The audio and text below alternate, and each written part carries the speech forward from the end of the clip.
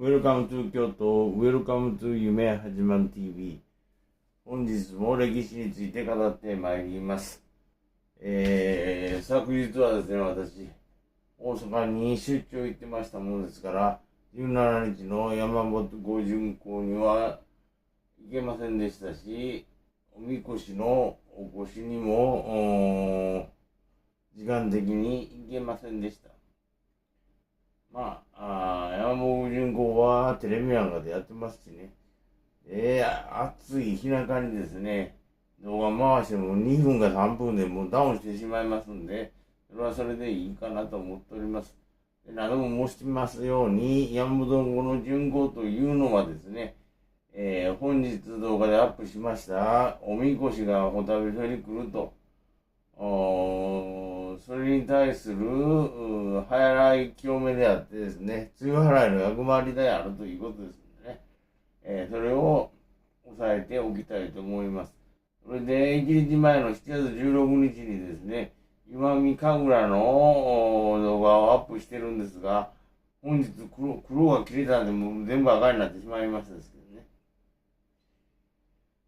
石見神楽って石見いうのは島根県の西部、西の方にある場所らしいんですが、いかにもここが発祥の地であるように言われてますけれどもですね、その神楽の物語ですわね。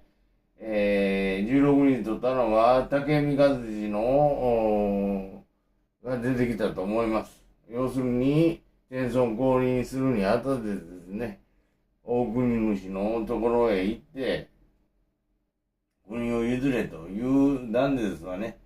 で、琴城主、スザノとスゼリ姫の息子である琴城主に、が OK を出したと。しかし、竹見なかったですね。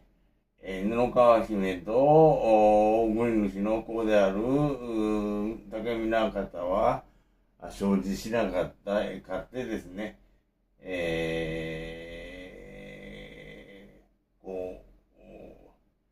これも嘘ですけどね、諏訪大社の方へ行ったというふうに言ってますけれども、これは泡の中で、閉じ込められたようです。今そこは、竹港見神社というふうになっています。これが諏訪大社の元社です。ですから、すべて泡に起こった出来事をですね、これ、因べしですわね。因べの五雲というのがあるそうです。村雲、早雲、花雲、岩雲、飛び雲ですね。因べ一族、要するに司祭を取り仕切るですね、イザヤのレビですわね。その5つの五雲家というのがですね、外へ出て行ったというのは、この外に行く雲とか出雲です。泡で言う出雲は海の方にとって以上の意に、通ですわね。大津の通に、面です。これで出雲と読まします。そこは違うということですね。ですから、泡から出て行ってですね、因べの五雲がですね、出て行って、岩見の方で、物語を伝えたのを神楽として待ってるということですね。これが同じことが、九州の日向ですね、高知の方にもあります。元は泡であるということですね。それをまずは押さえておかないかんと思います。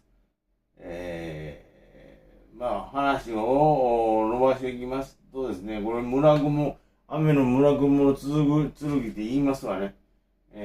これはどういうことかと言うたらですね、伊勢神宮の神官であります渡来氏ですね。渡来氏は、村雲族だということです。これもう機内へ出て行ってですね、泡から、伊勢神宮を取り仕切っている宮司の一族であるということですね。もともとは因べだということですよね。吉野川市ですかね、今、山川町の種保因べ神社というところからですね、種を持って全国へ、植えてですね、そういう技術を伝播したということですね。一番大事なのは大朝と行動らしいです。大朝いうのはマリファナですわね。大乗された時に、因部氏の直系である阿波因部の三木家が天皇のわらだを作るということですんで、ここから来ているということですね。お祓いです、お祓い。すべて清めのためのことだということですね。マリファナスーターとかそうなんじゃなしに、服で着るのが一番いいようですね。これを付け加えておきます。それで7月17日というのはですね、これもう日にち変わりましたんで、一昨日になりましたですけれども、ノアの箱舟が荒らて山系に到着したと。ノアの洪水の後ですね。その日が7月11日、7の月の17日ということだと思いますけど、ね。で、その時に、巡行、綾本巡行が行われて、おみこしが、寺町のお旅所にやってくると。これも7月17日。それと、剣さんのおみこしを担いでですね、あげるのも7月17日。これはどこがやってるか言ったら、白人神社の宮うどですね。宮の人と書いて宮うど。75人が取り仕切っているということです。白人神社というのは、ニニギとですね、この花咲夜姫が出会ったという逸話ですので、奥の宮がですね、岩坂神明神社で、これはユダヤの神社であると言われているところですね。白人というのは、レビが歌を歌うということらしいです。これはこれも7月17日。